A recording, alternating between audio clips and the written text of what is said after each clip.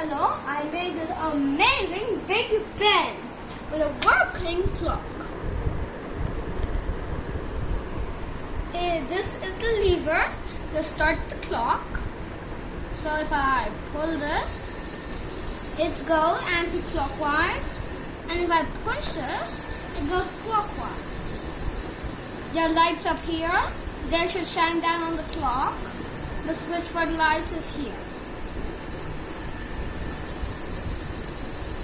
The main power source is here, which is mainly connected to the motor, which is here, that makes the clock spin.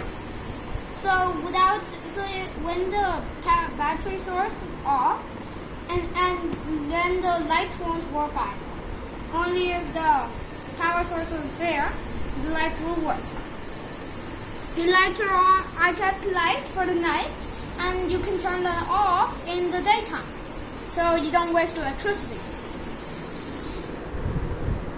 Thank you.